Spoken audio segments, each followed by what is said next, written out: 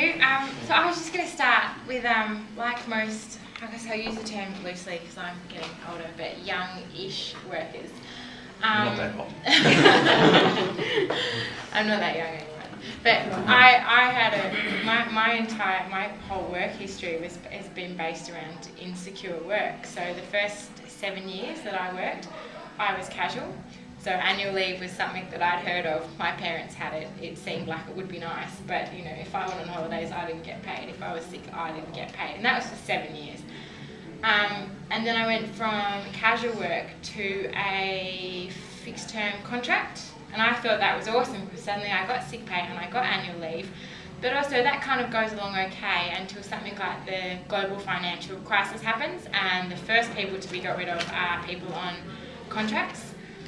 Because you don't have to be paid out, there's no redundancy pay. So if you're in a kind of situation, well, you know, anyone in that situation, you know, you've got no kind of even leeway around the edges with some redundancy pay. I remember talking to my mum at the time, and the other thing with that I should add is that you get a bit older and you start looking to think, oh, you know, maybe I'll look at buying a house, and it's pretty tough now getting a mortgage when you're on a contract and there's no guarantee that you have ongoing work. So it kind of hadn't bothered me at the time because, you know, I was young, I didn't have a mortgage, I didn't have kids that I had to look after. But this is, you know, somebody who in Australia, in a country, I'd had, you know, 13 years of insecure work and knew no different. And I remember talking to my mother at the time. She's a very staunch member of the New South Wales Teachers Federation, who are just about as militant as the MUA, I think.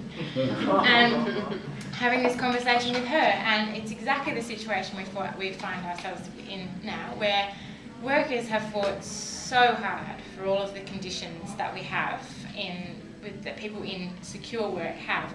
And we know that none of these conditions are, you know, none of these things are handed over very willingly by the employers. We fight really hard for everything that we have, and they're increasingly applying to a smaller and smaller group of people. And partly I think at the moment unions aren't, we're not blame free in this. So there's a smaller and smaller pool of secure workers, and for unions it's much easier to organise people that are in secure work, because people in insecure work, there's a huge turnover, so you don't, whereas, you know, a public sector worker, you might have to, you go out and you join them up, they become a member of their union once and they'll stay a member of their union for most of their career. In insecure work, there's huge turnover in the industry, so they've traditionally been much harder to unionise as well, and so unions are starting to look at this with varying levels of success. But it is an issue that unions are focusing on more and more, because the fact is that the secure work portion of the workforce is smaller and smaller.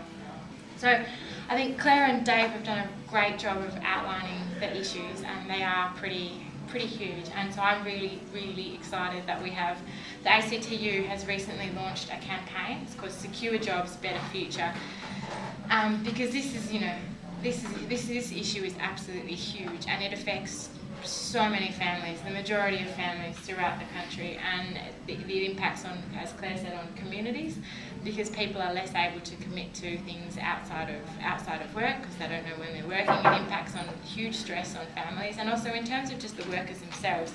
People in insecure work generally have lower pay, even if they might be on a slightly higher hourly rate. They have lower pay. They're less likely to have access to training and skill development.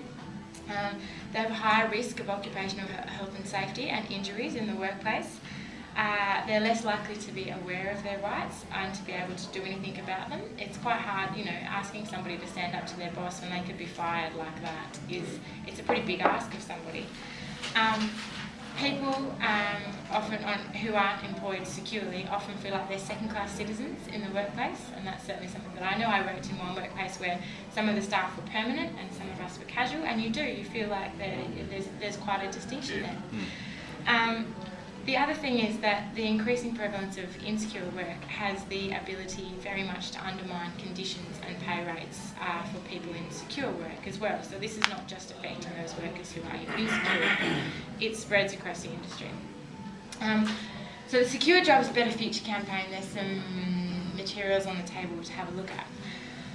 But basically what we're calling for is a secure job is one that has fair and predictable pay and hours of work. So you know roughly how many hours you're going to have to work in a week. You know roughly, within a kind of small margin, depending on overtime and things like that, you know how much money you're going to have at the end of the week. So you can budget, you can work out what kind of house you can afford if you want to buy a house, you can work out exactly what kind of things you can do with your extra time. You have access to conditions like annual leave, like paid sick leave, like overtime, penalty rates, all of those things that we've fought very hard for long service leave. There are career development opportunities. You will pick up skills and there's a career development path along the way. And you have a healthy and safe work environment. So when employers on the one hand will talk about flexible work being, the benefits of flexible work, we actually think flexible work is very important as well, as Claire said, but you can have flexible work and a secure job. Those things are not mutually exclusive at all, so we have to really fight quite hard to take that turn back. That's what a secure job looks like, and that's what every person in Australia should have access to. As we've seen over the last kind of 2 decades, I guess, Australia's had very impressive growth in terms of financial growth, GDP growth. Over that time, we've seen the gap between the wealthy and the rest of us widen dramatically. And over that time, we've seen in quite a significant period of time, the shift that we now have 60-40, 60% of us in secure work and 40% in insecure work. So that's happened at the same time. And we have basically workers taking home a much smaller share of the profits in Australia than we've ever seen before. With the campaign, the first part of this is a very compelling case. As Claire outlined all the figures, they're pretty shocking. The first aspect of this campaign is raising awareness of the issue. When you talk to people about this, a lot of people don't know the statistics. I didn't know that the stats were as bad as they are, and I work in the union movement. So I'm likely to have more of an idea than most. So I knew it was bad. I didn't know it was quite this bad. So the first stage is raising awareness of the issue, and that's happening at the moment. The ACTU set up an independent inquiry into secure work. So it's being run by an independent person, independent to the ACTU, and they're asking for submissions until halfway through December. So I think their submissions are open until the 16th of December. And submissions can be from unions, from individuals. It can be writing a submission can be as simple as a letter talking about an experience you had with insecure work or a friend has had. Basically, they want to get just a lot of data about the impact that this has on people's lives. So that's the first step in this. But the idea is, that we have the Your Rights at Work campaign was, we kind of saw how powerful it is when community and workers and unions come together with a goal, a common goal. And after that campaign, all those kind of activists, all that community activism kind of fell away a bit. We weren't very good at capitalising on that and building up those, kind of maintaining those community groups. So we want this campaign to be as big in terms of community engagement as that campaign was. The other thing that some unions are starting to do more and more is put into their agreements things like targets, and that may vary. So it may be that I know the Maritime Union has some of their recent agreements where they've had a lot of labour hire people and casual staff. They've put in place conditions where they'll say that at any one time they have to have, it can be no more than 20% of the staff working are casual. And as a staff member, if you work over a certain amount of hours, over a certain amount of weeks in a row, you'll automatically qualify to become permanent. So there's an industrial strategy that will go along with that as well, and that's putting more and more of these agreements, of these conditions into agreements so that you actually are making it difficult for employers to use it. Because when people's casual, the idea behind casual work is that it's you kind of filling in around the edges. Over 50% of casual workers work over 30 hours a week and have been doing so for up to over 5 years. That's not casual. That's a permanent job. 5 years you're working over 30 hours a week. You have similar hours of work each week. That is absolutely not the definition of casual work. Casual work was never meant to look like that. That's a permanent job. You're just not getting treated like you're working a permanent job.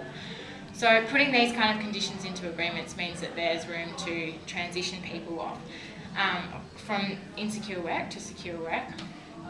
this campaign, the Your Rights at Work campaign, was a very successful campaign politically, very good at motivating people in the community, but we didn't actually grow the union movement out of that campaign, and we're in a situation in WA where union density is 17%, so 17% of workers in WA are in the union. Everything we do has to be about growth. People in insecure work are the most at risk, they're the most vulnerable. As Claire said, they're least likely to know their rights. We have to be making a concerted effort to organise workers in that area to give them power by standing together. So we'll increasingly, unions that cover workers largely in insecure work, there's going to be an increasing push to organise workers in those areas, and the ACTU's got resources available to unions that are looking at campaigning in those areas around that. So we want to kind of the idea with the campaign is that it assists individual unions with what they're already doing, but also that we have a coherent message and that it turns into a multi-union campaign. Because we saw, we were very powerful as a movement during Your Rights at Work, and there's no reason why we can't do that again over this issue, but this will be a much more kind of long-term campaign as well. The other thing is that ACT is looking to run some trial industrial relations cases, so testing out the things like when people are employed on a casual basis, when it's clearly not what a casual workplace should look. So testing out some of those things and putting some good cases together to challenge some of those existing workplace arrangements. And there'll be political asks along the way as well, so that's still being developed. The idea is that it's quite flexible at this stage, so this is kind of a feedback phase, if you like, so raising awareness of the issue, looking at what's already happening in terms of what unions are doing, but also getting a feel from community groups as to where we need to take this. So feedback is welcome. That's probably, I think, all I should add, sorry. This document, I've only got one copy here, but it's downloadable from the website, and it's got a lot of the kind of information, background around the issue and why we're doing this and how it's emerged. It's pretty interesting reading. There's a Secure Jobs website, Secure Jobs Better Future. There's also a whole lot of materials here, but and you can make a submission to the Insecure Work Inquiry online as well. It's pretty easy, so I'd really encourage everyone to do that. I just told you my story and I haven't submitted it yet, but I'm going to tomorrow. So, also, we've all got friends, nephews, cousins, mates, family members that have probably been in similar situations. So, the more experiences they can get of that, and it could be as little as you couldn't afford to go on holidays with your family for as long as you wanted to, which certainly was my situation.